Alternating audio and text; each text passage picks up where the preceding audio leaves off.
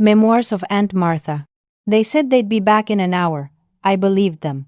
I waited outside the bakery with a paper bag full of muffins and a plastic cup of coffee growing colder in my hand. I watched the cars pass by one after another. None of them slowing down. No messages, no missed calls, no footsteps coming back. In that moment on a roadside bench outside a quiet little town, I realized something that hit harder than I expected. I was alone. Not just for now, maybe for good. We had planned the road trip for weeks. Ethan said it would be simple. A long weekend, a chance to see the coast again before the rainy season set in. He offered to drive. Chelsea said she'd find the rentals. I just had to pack food and bring my old maps, something about making it feel like the way it used to be when Ethan was a boy. And I would navigate from the passenger seat, circle roadside diners in Penn, along to the radio. I baked banana bread, made sandwiches, even wrapped the silverware in paper napkins. I folded Ethan's sweatshirt the way he liked it, and brought Chelsea the tea she always claimed helped her sleep on long rides. I wasn't just tagging along. I was part of it. We stopped in a town I used to love, small, tucked between hills with one street that held a bakery I hadn't seen in years. Ethan pulled into the lot. Said they and Chelsea wanted to stretch their legs, grab gas, and come back to pick me up. They told me to grab something sweet. Said they'd be gone an hour tops. That was at 10:47 a.m. I remember because I looked at the bakery clock. It was shaped like a cinnamon roll and always 5 minutes fast. I sat on the bench outside with 2 bags, one for each of them. I watched people come and go. I waited. By noon, the muffin bag had wilted. My phone, the one Ethan upgraded for me, showed no signal. I didn't have my wallet, no keys, no car, just a half cup of coffee, and a rising feeling in my chest that I didn't know how to name. By 2, the bakery owner asked if I was all right. I nodded, said they'd be back soon, but they didn't come back. Tell me, have you ever sat somewhere too long until the place starts to feel like a witness to something unspoken? That's what that bench became. Not just a seat, a sign. A moment that split before and after. And I still remember the sound of every car that wasn't theirs. I stayed in that town until dusk. The bakery closed early. The streets emptied fast once the sun dipped behind the hills. I sat on the bench until the shadows stretched long and cold across the sidewalk. When I stood up, I could feel the weight in my knees. That weight only comes when you've waited too long for someone who's not coming back. I walked to the edge of town toward the gas station Ethan had mentioned. No sign of the car, no note, nothing. The attendant let me use the payphone out back. I called a number I still remembered by heart. No answer. I tried again. Still nothing. Eventually, a man filling his truck offered to point me toward the nearest bus stop. Said the nightline might get me part of the way. I thanked him and walked there slow, the straps of my bag cutting into my shoulder. The bus was old, the seats stiff. I paid in cash using the few small bills I had tucked in the side pocket of my jacket. The driver didn't speak. Neither did the woman sitting behind me or the teenager with headphones up front. It was the kind of silence that didn't feel restful. It just sat there, heavy and still. We made 3 stops that night. At each one, I looked out the window, half hoping to see someone I knew. At the second stop, I tried to nap. Curled against the window, my jacket balled behind my head. That's when the memory came back. Ethan had been 5. He had a fever that wouldn't break. We stayed up all night together. I remember the way he clung to my wrist, while I placed the cold cloth on his forehead. I sang softly over and over, even when I lost my voice. That night, I didn't sleep, I just watched him breathe. Every slow rise of his chest felt like proof that I was doing something right. Sitting on that bus, I remembered that version of him, the boy who once whispered that he didn't want anyone else but me. By the time the bus pulled into the next town, it was past midnight. I got out and sat on a metal bench outside a closed hardware store. It was colder now. I wrapped my arms around myself and pulled my hood up. The street was empty. It's strange how the memory of someone small and warm in your arms can sit beside the reality of being alone on a freezing street and still feel connected. I didn't cry. I just sat still waiting for the next bus, wondering when exactly he stopped needing me and how I never noticed it happening. The locked door. By the time I reached my street, the sky had turned a soft gray. My feet were sore. My back ached from the ride. But more than anything, it was the kind of tired that went beyond the body, The kind that settles into your bones. I stepped up to the porch and tried the front door locked. I reached into my coat pocket out of habit, knowing the keys weren't there. I hadn't carried them in months. Ethan had offered to take care of all the household things, said I didn't need to worry about carrying keys or remembering codes. At the time, it had felt like kindness. I knocked once, then again, nothing. I sent a message, then another. The screen stayed still. No typing bubbles, no reply. The porch light clicked off automatically. That was new. Another setting. Ethan must have changed. I sat down on the bench by the window, same spot where I used to rest while waiting for grocery deliveries. It still had the cushion I sewed 2 winters ago. The one Chelsea said didn't match the siding. I waited there, hoping to hear the sound of a car pulling into the driveway. The engine that used to mean someone was home. The hours passed. I checked my phone again. No response. It was getting cold. I wrapped my coat tighter, pulled my hood up, and leaned against the wooden frame. My stomach was empty, but I didn't feel hunger, just a hollow, quiet. By nightfall, I gave up knocking. At some point, I must have drifted into sleep because the creak of the porch woke me. It was Kayla, my neighbor, from next door. She had lived alone since her husband passed. We weren't close, not in the way people tell each other everything, but we had shared enough cups of tea and swapped enough stories at the mailbox for her to notice when something was wrong.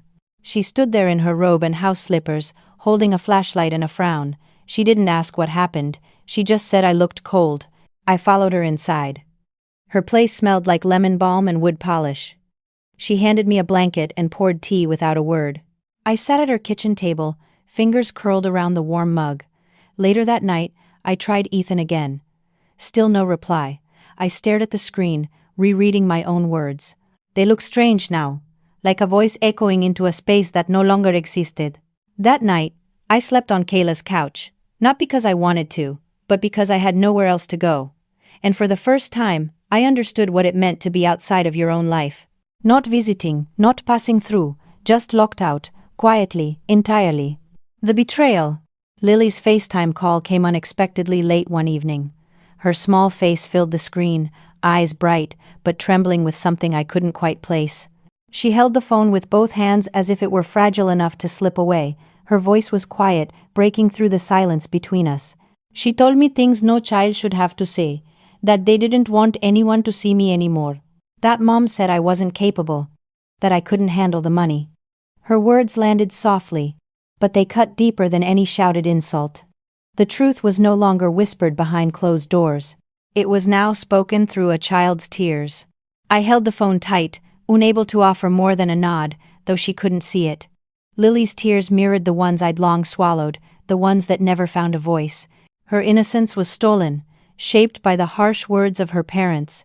That night after the call, I stared at the ceiling, the darkness wrapping around me like a heavy cloak. The shadows reminded me of the countless nights I spent nursing Ethan when he was sick as a boy, his small body fighting pneumonia. Back then, I was his protector, his anchor in a world that often felt too big and cold. Now that world had shifted, and the roles had reversed. I was the one left vulnerable, isolated by those I had trusted most. The next day I discovered the envelope on my doorstep. It was thick and official-looking, stamped with the county seal. Inside was paperwork, legal documents declaring me mentally incapacitated, a claim that left me breathless. Ethan's name was on it as the petitioner, supported by Chelsea's signature. They were moving to take control of everything, starting with my assets. I sat on the worn wooden floor and traced the edges of the papers. The handwriting was neat, practiced, cold. The words spoke of assessments and declarations designed to strip away my independence.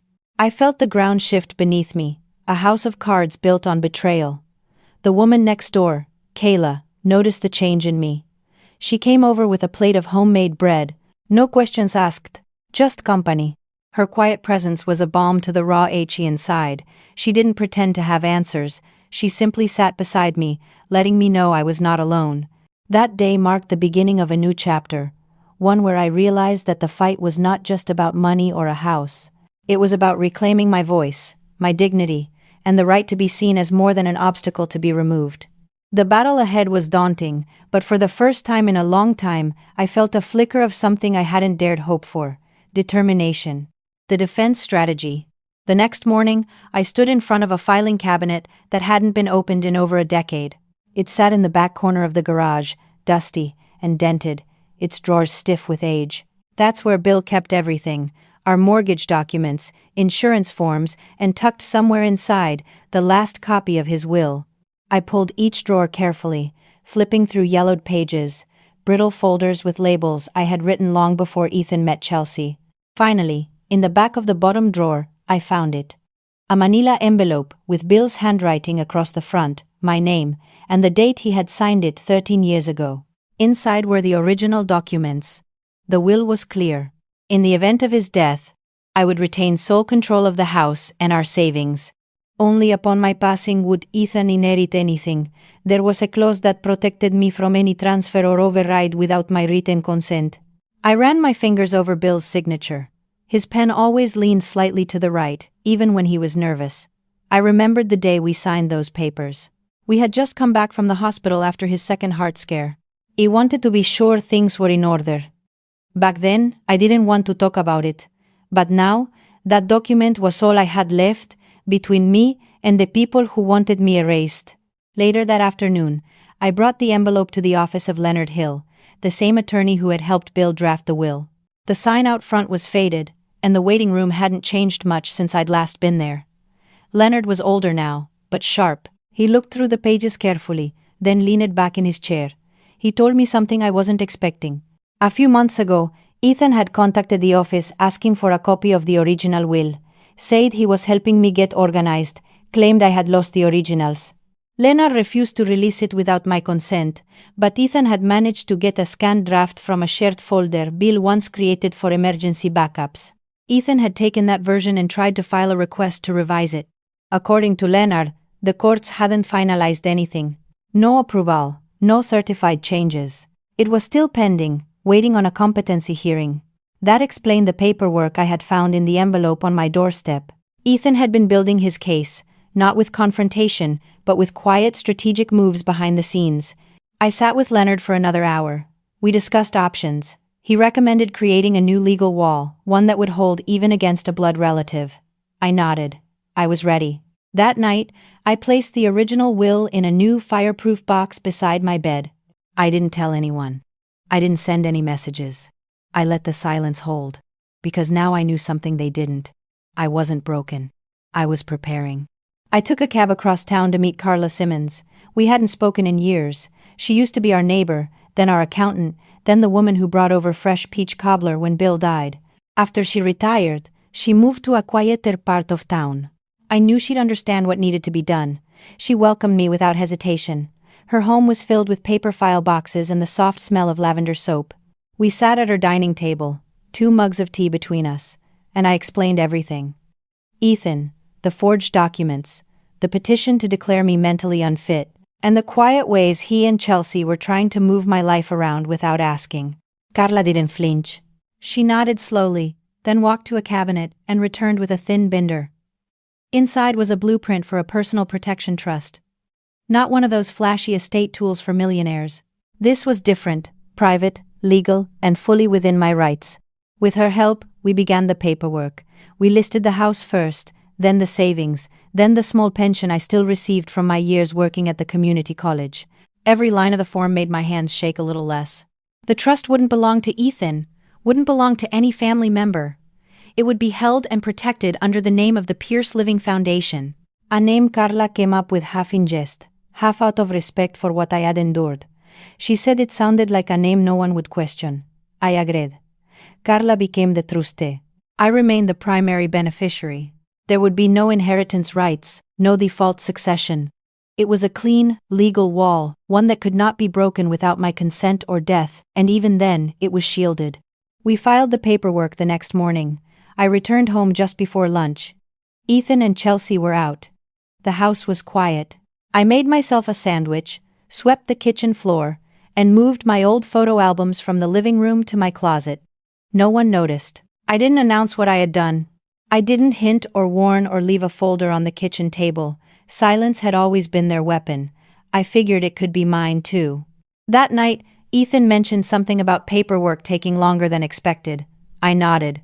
Chelsea brought up the lawyer again, asked if I'd be open to signing a few things to make things easier. I smiled and excused myself. I lay in bed, the fireproof box at my feet, and stared at the ceiling. The house no longer felt like a trap. It felt like a chessboard, one where I had just moved my queen. And for once, they didn't even realize I was still playing the final move. The envelope came on a Thursday morning, left on the hallway table next to the mail. Chelsea must have placed it there before heading out.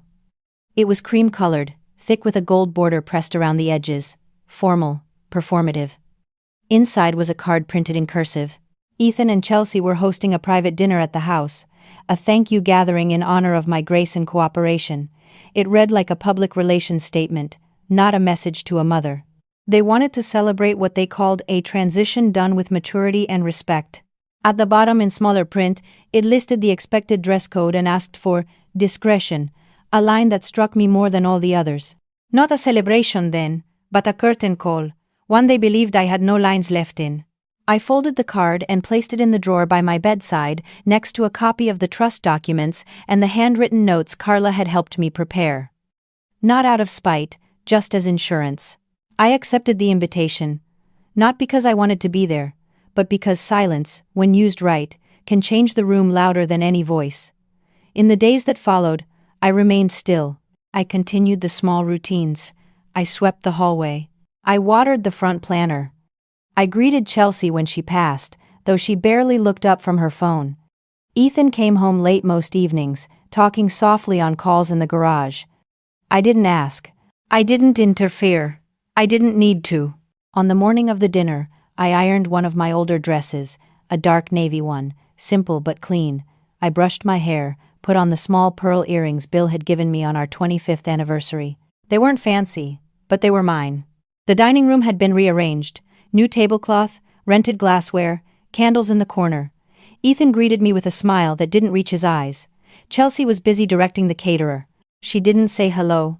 There were 7 guests, all family friends I hadn't seen in years, neighbors, a few of Ethan's colleagues, people who probably didn't know what this night was meant to seal. Dinner moved quickly. Toasts were short. Ethan stood at the head of the table and spoke about growth, family, and legacy. Chelsea added a note of gratitude for the ease of this past year. Their words polished the surface, but I heard the subtext clearly. You stepped aside. You accepted your place. I raised my glass when expected. I smiled when someone looked my way, but I didn't speak. Not yet, because I hadn't come to be polite. I had come to be remembered. And I had brought more than gratitude. In my purse, beneath a folded napkin, rested a copy of the amendment clause from Bill's original will, the one Ethan never thought I kept. The one that said any heir who isolated or manipulated the grantor for personal gain would be permanently disqualified from inheritance, and tonight that truth would no longer be hidden. The dining room buzzed with low voices and wine glasses clinking softly. The chandelier flickered above, casting warm gold across the polished table. Ethan stood near the head, half smiling as he adjusted the cuffs of his shirt. Chelsea paced beside the kitchen door, whispering to a server. Guests were starting to relax, their small talk flowing more freely with each course. I sat in the middle of the long table, not quite at the head, not quite at the foot, right where they wanted me. Present, but silent, decorative. Ethan lifted his glass. The room quieted. He began with practiced charm, thanking everyone for coming, speaking about transitions and legacy. He used words like gratitude and resilience wrapped in careful formality. Then, with a nod toward me, he said it had been a challenging but graceful year, that the family was grateful for my trust and for the peaceful handling of the estate. He raised his glass. To dignity, he said, to family. Chelsea joined in. She praised how I had accepted the changes, said it was a gift to the next generation. Her voice softened in that way she used when trying to appear thoughtful. I smiled and lifted my glass, then placed it back down without drinking. The string quartet in the corner paused between songs. That was my moment. I reached into my purse and took out a folded page. The room noticed. A few heads tilted. Ethan's expression shifted just slightly. I cleared my throat gently. My voice didn't shake. I thanked them for the dinner, for the effort, for the gathering. Then I said I had brought something to read aloud. Just one paragraph, from a document they may have forgotten existed. Ethan stiffened, but didn't interrupt. I unfolded the paper slowly. It was a copy of the amendment clause from Bill's original will. I read clearly, each word placed like a stone. Any beneficiary found to have used coercion, isolation, or undue influence toward the grantor shall forfeit all rights to inheritance or property benefit, effective immediately and without contest. The words hung in the air longer than the silence that followed. I folded the paper again, tucked it back into my purse, and looked down at my plate. Ethan didn't speak. Chelsea opened her mouth, then closed it. No one moved for a long moment. Even the servers paused. Then the music resumed. Too soft to matter. I excused myself quietly. Left the table without ceremony. In the hallway, I looked back once. Ethan was staring at his wine glass. Chelsea was already whispering into her phone, but the guests sat still, unsure of what they had just witnessed. It wasn't a scene. It was a line being drawn, clean, legal, unshakable. Not for drama, for record. The new life. The morning after the dinner, I sat in my room while the house stayed unusually quiet. No footsteps, no music. Even the refrigerator hummed with more caution. I had expected confrontation, or at least a knock on my door, but nothing came. The silence was their answer, and that in itself said everything. I opened my closet and pulled out the old storage bin where I kept family photographs. Most were organized in albums, some in envelopes I had meant to sort for years, but never did.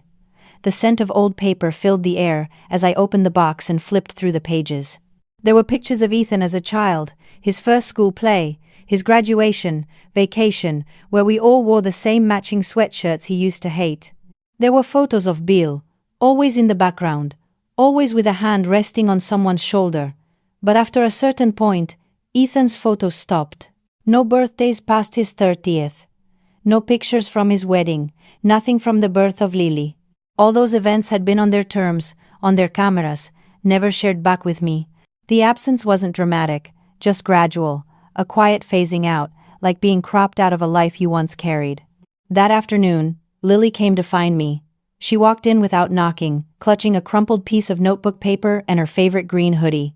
Her face was flushed, eyes wide like they had been the night she first called me from her tablet. She didn't say much, just wrapped her arms around my waist and held tight. I sat down on the edge of the bed and she climbed up beside me, knees pulled to her chest. After a while, she whispered, "You're my real family." I didn't correct her. I didn't ask what she meant. I didn't need to. I reached under the bed and pulled out one of the photo albums, the heavy brown one with the gold stitching. I opened to a page with pictures of my garden, Bill in his flannel jacket, and a younger version of me holding a basket of pears. I gave the album to Lily, told her she could keep it. She flipped through the pages, slowly running her fingers across each image. She stopped at one of Ethan, maybe 8 years old, grinning at a picnic table with chocolate on his chin. She smiled, but didn't linger. She turned to a page where Bill and I were dancing at a neighbor's wedding. She asked if I missed him. I said yes. She didn't ask if I missed Ethan. She already knew. That evening, I placed a small box by the door of Lily's room. Inside was a second album, one that told the story of a life before everything was measured in legal papers and invitations, laced with manipulation. She would grow up with proof, not of the people who tried to erase me, but of the woman who chose not to disappear. Ethan and Chelsea returned 3 days later. They came in through the back entrance, keys jangling, voices low. I was already packed by then. The house was quieter than usual, not because it had emptied out, but because it had finally stopped pretending to be a home.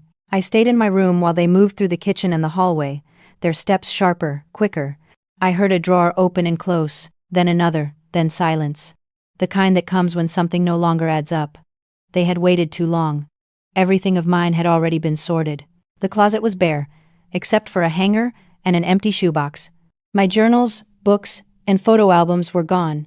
The dishes I brought from my mother's house were boxed and picked up 2 mornings ago by a second-hand shop. The piano I hadn't played in years was sold to a local church. Each room that once held something of me now held only space. At noon, Ethan knocked. Not hard, just once. He asked if I was up for a conversation. I told him I was heading out. I didn't offer details. He didn't ask for any. He stood in the doorway, looking for something to hold on to. Maybe an apology, maybe a reversal. Instead, I gave him the folded envelope that Carla had prepared. Inside was the confirmation from the county and the trust office, a legal summary of the full asset transfer, the house, the savings, the insurance benefits, all secured under the Pierce Living Foundation. His name wasn't on anything anymore. He read the first few lines, then stopped. The color in his face shifted. He swallowed hard but didn't speak. Chelsea joined him in the hallway, holding her phone. Her eyes scanned the page over his shoulder, then turned toward me. No one raised their voice. That would have required too much feeling. Instead, she said it was fine, said it was good that everything was in order, said they were just glad it was all settled. I nodded. Then I picked up my suitcase. Kayla waited outside with her small blue car already running. We had agreed days earlier that when it was time we wouldn't linger, no speeches, no scenes. I stepped out, closed the door behind me, and walked to the car without turning back. Through the front window, I saw Ethan still standing by the hallway mirror. Chelsea's phone lit up in her hand. No one followed me.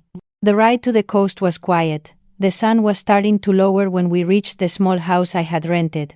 A single-story place with wind chimes, white siding, and no shared walls, the kind of quiet that didn't ache. That night, I unpacked the last box and made tea in my mother's old kettle. The furniture was mismatched. The floor creaked, but every inch belonged to me, and for the first time in a long while, the silence inside the room felt earned. Independence Day. It was my birthday. I woke with the sound of the ocean brushing against the shore and the faint creak of the wind chime above my porch. The calendar on the wall showed the date in clear, steady ink. I had circled it weeks ago, not out of anticipation, but to remind myself that I could still claim something for myself. No one called, no messages, no cards, not even one of those automated emails with a discount coupon. And somehow, that was all right. I brewed coffee slowly. The smell filled the kitchen and drifted into the living room. Outside, gulls moved across the gray sky. The weather was cool, steady. I opened the window a crack and let the salt air in. Kayla arrived around 10, carrying a brown paper bag tied with twine. Inside were homemade sugar cookies and a paperback novel about a woman who started over at 70. No balloons, no candles, just presents. We didn't say much. She placed the cookies on the counter, poured herself tea, and sat down at the little table by the window. I joined her with a quiet smile. We listened to a cassette of old jazz, the kind that doesn't announce itself, but makes the room feel more alive. Later, I pulled a thin stack of papers from a drawer. It was the beginning of something I had written weeks ago. Not a memoir, not exactly, more a letter in chapters, notes to the woman I had been before all of it, before the silence, before the forced forgetting. The title was written in pencil on the first page, I Am Not Invisible. Kayla read a few lines, nodded, and placed her hand gently over mine. We didn't need to say anything. The words had already done their work. That afternoon, we walked along the bluff behind the cottages, the sea to our left, the sky soft with late light. I didn't feel older, I just felt more real. There was no cake, no photos taken, no candles blown out. And yet, for the first time in years, I felt celebrated. Not by others, but by myself. The letter went out on a Monday. I folded the manuscript pages, neatly tied them with a blue ribbon, and placed them inside a manila envelope addressed to the Regional Archive Center. I didn't include a request for publication. I asked only that it be kept, filed, remembered. The story was not for recognition. It was for record, for the woman I once was, for the girl Lily would someday become, and for any stranger who might someday need to know that a quiet life still mattered, that a voice no one asked for still carried weight. A few weeks later, I received a response from the library. A soft-voiced woman named Clara left a message on my landline. She thanked me for the submission and said they had reviewed it. She mentioned a new program, a community initiative featuring voices of those overlooked or erased by family systems. She wanted to include my words as part of a special collection titled Stories That Stayed Quiet. I called back, gave consent, and that was all. Kayla brought flowers the day we got the news, wild ones from the coastal path. We placed them in a chipped glass vase on the windowsill and watched the waves turn silver in the afternoon light. We didn't toast. We didn't cheer. We just sat with it. A moment that asked for nothing but to be witnessed. In the evenings now, I write a little more, not always about the past, sometimes just about the way the sea changes color at dusk, or the sound of seagulls when the sky clears. Life has become smaller, quieter, but no less meaningful. There is no grand ending, no dramatic closure, only the truth. I was left behind. Then I left quietly, and in that silence, I built something that could not be taken. If this story found its way to the quiet places in your heart, I hope it reminded you that you are not alone, that your voice matters even when no one's listening. If you've ever felt forgotten, pushed aside, or silenced, this space is for you. You can leave a thought, a name, or nothing at all. Sometimes simply knowing someone else understands is enough.